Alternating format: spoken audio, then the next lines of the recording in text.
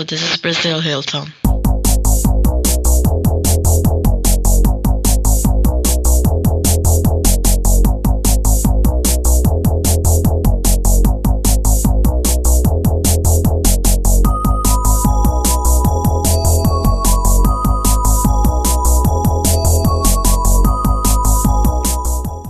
Hey everybody, it's Nikki from the BNhealthy crew. What's up? I made this video for everyone that asks me, what can I do to be healthier? And I always look for the easiest ways to try to explain things because this health journey that I've gone on, it was not easy. I mean, I went from going to basically your standard American diet, some people call it the SAD diet, I would agree with that, to something completely different, and I'm still working on it. It's been a 4-year process, and it's going to probably be for another 30 years trying to figure out what my perfect balance is. But I wanted to make a video on the top 3 things that you can do that is the easiest things to stop. That was for me the biggest changes that I noticed for myself. Number 1, cut out all fast food. I know people have a hard time with this. I was one of those people. I was the kind of girl that would go after work, go to Taco Bell, get my double-decker taco, because I love that crap.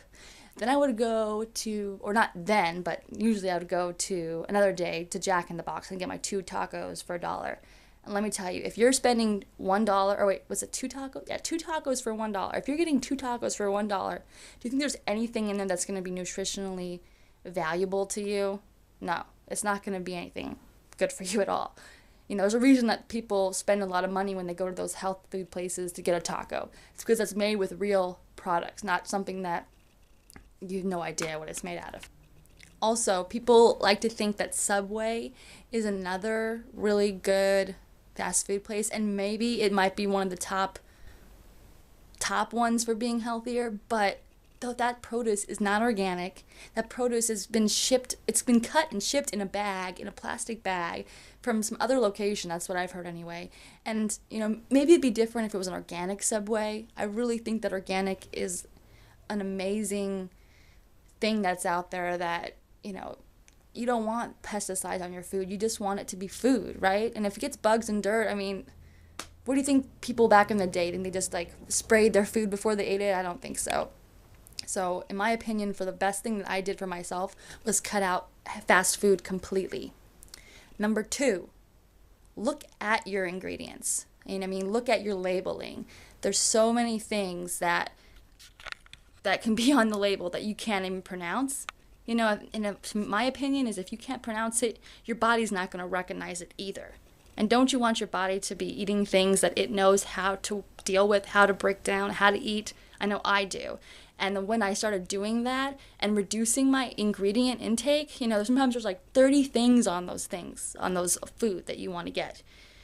I look for things that maybe have 5 items or less, because that seems like the best for my stomach and digestion. It doesn't have to take 30 things and break it down. It only has to take 5 things and break it down.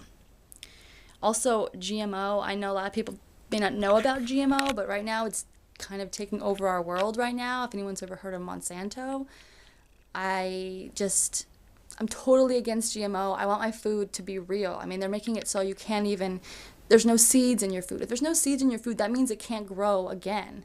And that means that you just have to keep going back and buying more and more food. You can't even make your own food. You can't even grow your own food. And to me, that's crazy. And I'm just totally against GMO. And there are labels out there that'll say non-GMO. Pretty much corn, soy. I'm not sure if I can go any more about that, but those 2 I know are the number 2 things that are really high in GMO, you know, putting them out there as GMO stuff. And I don't like that. So, just look at your ingredients. If you can't pronounce it, don't eat it. That's my opinion. That's what I did, and it's worked wonders for me. Number 3. Now, this one I'm guilty of still. I've been trying to work on it, but it's been a slow process. and it's exercise. There are so many different things you can do, though, to exercise. You can go for a walk, you can go for a hike, you can go for a bike ride, you can just go swimming, you can go on a kayak ride. There's so many awesome things that you can do to exercise. One of my favorite new things is biking. And my number one favorite thing of all is hiking, because I went on this hike this weekend, and you just get to see so many beautiful, views. You see so many beautiful animals, plants, and you're walking in nature, and you're getting to smell fresh air that you don't ever smell in the city, and you just feel awesome. And it's exercise. That's crazy to me that it can be fun and exercise. You can be exercising. That's crazy to me. But I've noticed that people, when they get older, they just start kind of tensing up and shrinking and going down with their, just really a lot of buildup in their body because they're not stretching it. They're not moving around, and yoga is really good for that, with stretching your body around and just moving it in different ways. Another really great way that we love to exercise is hacky sack. I know it sounds silly and it sounds totally high school, but you're moving your body in totally different ways that you wouldn't normally move it. When you're going to be putting your leg up and your knee up all the time and fast, and it works really well with your eye and hand feet coordination. So there's just so many different things that you can do to exercise. And those are my top 3 things for the easiest way to start your healthy journey. I hope these helped you. I know they've been the best start for me on my journey, and it's just I've taken those and just kind of went farther with those. So those are, I think, the top 3 things that you might be interested in starting your healthy journey. Thanks for watching, and have an awesome day. Yeah.